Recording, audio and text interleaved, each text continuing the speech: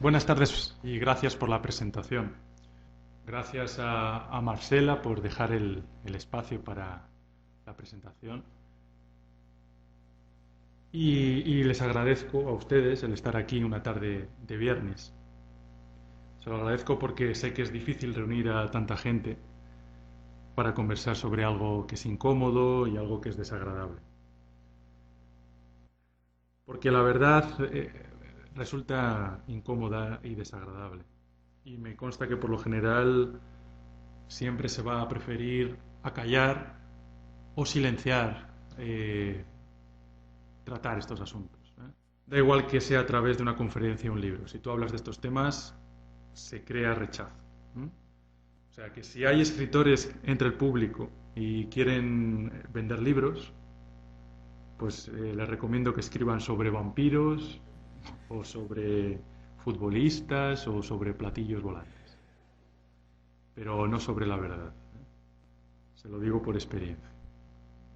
La verdad no vende, la verdad no gusta y la verdad generalmente resulta incómoda y desagradable. Los hindúes llaman a la verdad Sat y los musulmanes, lo sabéis aquí algunos, al-Haq, que es uno de los bellos nombres de Alá, y también al-Hamid, el que vale la pena. Entonces nadie puede estar en posesión de la verdad, y yo menos. Aquí estamos intentando hablar de ella, y eso por lo general causa rechazo, eso me consta. Entonces por eso les agradezco su presencia y valoro mucho su valentía. Antes de salir aquí, estuve hablando con Marcela y le dije, bueno, yo no voy a hablar de la rueda de los cuatro brazos, pues hablar de un libro que ya está escrito es redundante. Eso de presentar un libro, pues lee el libro y luego hablamos de él. Entonces le pregunté, ¿de qué hablo entonces? Y ella me respondió, habla sobre algo de actualidad, lo que sea. Y entonces pensé en hablar no sobre la actualidad, pues para eso ustedes ya tienen miles de periódicos y miles de canales de televisión. No de la actualidad, sino de la potencialidad de lo que todos estamos viviendo. Lo que es la potencialidad de ayer es lo que hoy llamamos la actualidad. Y la potencialidad de hoy, pues será la actualidad de mañana o de pasado mañana.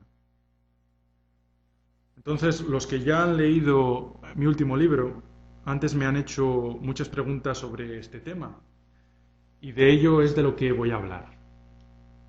Es una pena porque creo que es más interesante hablar del principio y de los principios de este trabajo, pero ustedes me preguntan sobre el final, ¿no? Es como cuando un crítico de cine tiene que escribir sobre una película que es muy aburrida y que es un rollo. Entonces ve el final de la película y después escribe la crítica, ¿no? Bueno, en este caso esto no sirve. No vale coger atajos para esto. Sin embargo, ya que estamos aquí en una presentación muy íntima, pues podemos hablar del final de la película. Ustedes están viendo a través de los medios no una película, porque es real, pero sí una serie larguísima, de muchísimos capítulos, ¿no? Uno de los capítulos de la temporada es Las Revueltas Árabes. El final de esa serie que están viendo y el final de la historia del libro que estoy presentando, aunque parecen tan diferentes, resulta ser el mismo en el terreno político, ¿no? Y digo en el terreno político porque esa historia tiene muchos finales. El económico, el psicológico, el social, el religioso, el individual de cada uno de ustedes. Pero centrémonos en esta conferencia en el final político. Ese final político de toda esta cosa se llama Israel. Allí confluyen los capítulos de la temporada de su serie favorita, en Israel. Seguro que algunos que no me conocen están encasillándome de antemano como antisemita. Eso es extraño porque un árabe semita, un musulmán lee su Corán en lengua semita, y los que me conocen bien saben que he escrito trabajos sobre la Torá, sobre el Tanaj, he escrito un libro sobre Moisés de León, y quien haya leído este último libro habrá encontrado respetuosísimas referencias a la tradición hebrea. Y por cierto, esa tradición hebrea no está de ninguna forma en el Estado moderno de Israel. Me gustaría algún día escribir sobre ello. Y ese es el punto de partida de esta charla. Si antes dije que la verdad es desagradable e incómoda, no hay verdad más difícil de encarar, más desagradable, más ingrata y decepcionante y triste que la mentira del conflicto de Oriente Próximo. Es asqueroso, es repulsivo, no apetece mirar hacia él, y precisamente por eso es muy, muy, muy, muy importante en el final de esta historia. Algunos de vosotros se preguntarán qué tiene que ver lo que pasa en Túnez con lo que pasa en Israel. ¿Y qué tiene que ver lo que pasa en Israel con lo que pasa aquí, o lo que me pasa a mí, o lo que le pasa a un brasileño, a un argentino, a un español? ¿Qué tiene que ver lo que pasa en Libia y lo que va a pasar? Porque enseguida entrarán los americanos con su uranio empobrecido y todo esto. Piensen que los tiranos árabes de Libia y de Bahrein son al menos tan sinvergüenzas como lo eran hace 10 años, cuando Europa tenía comodísimos contratos. Entonces les pido que se olviden de eso de que los europeos, la Unión Europea y la ONU se preocupan de repente por la pobrecita población civil árabe. Olvídense de todas esas mentiras y olvídense de que democracias made in Europe van a salir de todas estas revueltas. Les pido que se olviden de esto y que escuchen esto que les voy a contar. ¿Quién de ustedes conoce la bandera de Israel? La mayoría, ¿no? ¿Qué tenemos en ella? Estrellita. El sello de Salomón. ¿Bien? ¿Qué más? ¿Qué más aparece? 2 líneas azules. ¿Por qué azules? El templo de Salomón está entre 2 líneas azules, entre 2 ríos. ¿Qué ríos son esos? El Éufrates y el Nilo. El Éufrates, que es el río que riega el centro oeste de lo que ahora es Irak, y el Nilo, el río que pasa por el Cairo. Éufrates y Nilo. Esa es la frontera territorial del proyecto sionista. ¿Se han preguntado por qué Israel es el único estado del mundo con una política de expansionismo territorial? Es el único. Es el único estado al que se le permite eso. Imagínase que, por ejemplo, pues los argentinos dicen: no, nosotros queremos el sur de Brasil. Y los españoles dicen: nosotros queremos el Algarve de Portugal. ¿Qué dirían todos? No, eso no. De eso nada. Pues bien, a Israel no solo se le permite, sino que tiene una estrategia de expansión territorial que pasa por los eventos que ahora ustedes están presenciando en los medios de comunicación. Pero no es solo territorial el control que busca la entidad sionista. Es un control financiero, económico, de recursos, y que pasa por el control de petróleo de los pozos administrados por esos tiranos árabes que ahora se tambalean y que antes eran muy amigos de los europeos y de los norteamericanos, algunos de ellos. ¿Y qué necesita esa toma de control? Un gran enfrentamiento, desencadenar una gran confrontación. Hay que crear un enorme circo de confrontación que legitime lo ilegitimable. Ese circo lo están montando desde 2000. ¿Recuerdan a Ariel Sharon pisoteando la mezquita de Al-Aqsa. ¿Lo recuerdan? Pongo unos deberes para casa. En el libro que aquí estoy presentando, los que lo han leído lo recordarán, hablo de Al-Aqsa solo una vez.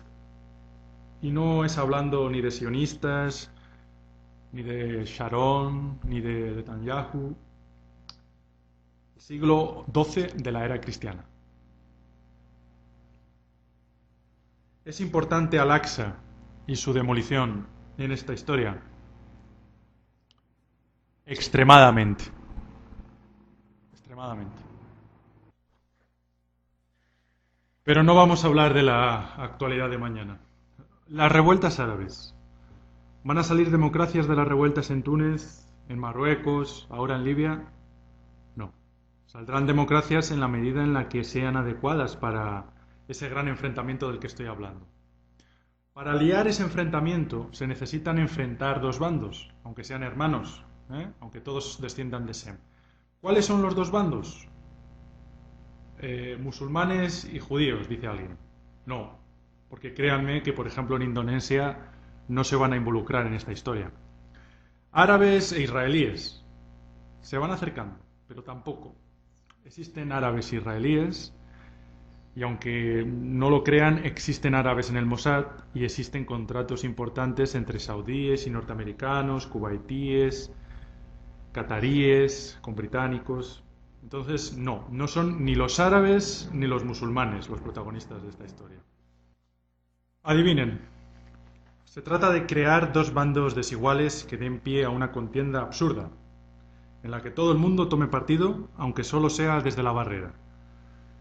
Entonces, después de esas revoluciones, ¿quién gobernará en Siria, en Líbano, en Jordania, cuando Abdullah se vaya de vacaciones con la reina de Inglaterra? ¿Qué minoría existe en estos países? Creo que 3 millones en Jordania, medio millón en Siria y otro millón en Líbano. ¿Quiénes? Palestinos. Entonces no se extrañen que mientras se desarrolla esta primavera árabe, también llegarán noticias de bombas en Jerusalén, de mochilas con dinamita en autobuses en Tel Aviv y todo este horrible circo que todos ya conocemos y que han estado ensayando durante más de una década. Los sionistas seguirán machacando a los palestinos de la Franja y los vecinos de Egipto, de Siria y de Líbano en ese momento verán esas atrocidades desde otra perspectiva, desde la perspectiva del poder. Por otro lado, explotarán bombas en ciudades de Israel y los ultraortodoxos judíos aparecerán haciendo su trabajo que todos conocemos, pues llamar a la venganza y a la muerte. Entonces parece una situación que ya conocemos, ¿verdad? Pero habrá cosas nuevas. Yo no creo que sea una situación conocida. Cuando llegue ese momento, y ese momento pueden ser dentro de años, o incluso un lustro o más, habrá dos guerras abiertas. Una guerra militar, que quizás desde aquí, desde América, no se escuchen los ecos de las bombas, pero también otra guerra, tan importante como la primera, es decir, una guerra informativa. Y ahí sí, todos ustedes, como yo y como todos nuestros familiares, serán brutalmente atacados. ¿Recuerdan el símil del ornitorrinco? ¿Algunos lo recuerdan? Al Jazeera hará su trabajo con los árabes. Los medios de comunicación sionista harán su trabajo con el pueblo judío. Histeria bélica, terror, pánico. ¿Saben quién es Conrad Black? ¿Lo saben? Si no lo saben, investiguen. Es un canadiense, hijo de un agente del MI6, que tiene su imperio en Nueva York y que tiene títulos de Lord británico y de barón, y que es católico romano. Bueno, pues este tipo, investiguen porque es importante saber quiénes son sus amiguitos, controla el Jerusalem Post. Al Jazeera enloquecerá a las masas árabes y Black y sus amiguitos pues enloquecerán a las masas judías. ¿Y cuál es el resultado de toda esta locura? Pues se legitimará el mayor desastre después de la Segunda Guerra Mundial. ¿Y los europeos y los americanos? Pues harán lo mismo con ellos como lo llevan haciendo desde hace décadas, es decir, engañarlos, engañándonos. Entonces no esperen arrojar la televisión que tienen en sus casas por la ventana, porque es el momento idóneo, ya están tardando. Se lo digo así de claro. La televisión es una bomba, ¿eh? Y si quieren sobrevivir a esto que viene encima, aléjense de esa bomba. CNN, Reuters, AP y las demás harán su trabajo con los europeos y con los americanos y será un trabajo bien hecho. El proyecto sionista se servirá del dualismo político occidental, de las izquierdas y de las derechas, y mientras los europeos se entretienen opinando sobre política y sobre fútbol en los periódicos digitales y en foros, pues Israel tendrá a Europa comiendo en su mano en mucho menos tiempo de lo que la adormecida población europea piensa. Por ejemplo, hablo de España porque la conozco. Los que dicen ser de izquierdas simpatizan con los palestinos. No les preguntes por qué, porque no saben lo que es un palestino, pero si eres un europeo de izquierdas, los palestinos son siempre unos tipos geniales, muy simpáticos y muy modernos. Y a la inversa, esto también ocurre a la inversa. Es decir, los de la derecha, los que dicen ser de la derecha, dirán que Israel es la única democracia de Oriente Próximo, que es un aliado demócrata, que es un Estado legítimo y bla, bla, bla. Por eso estoy hablando de esto a ustedes. Yo no puedo hacer nada para evitar la guerra militar, pero puedo alertarles de la guerra informativa que ya estamos sufriendo todos. Entonces, por favor, abran los ojos y no muerdan el anzuelo. Es decir, cuando oigan a alguien decir que hay que matar a todos los judíos, respondan, no hay que matar a nadie. O cuando oigan, que oirán a alguien decir que hay que matar a todos los árabes, respondan, no hay que matar a nadie. O cuando oigan tantas barbaridades en tantos medios y en tantas lenguas, digan, no, no, no, no, ni lo uno ni lo otro. Los norteamericanos ya han mordido el anzuelo y bueno, pues verán su querido dólar esfumarse.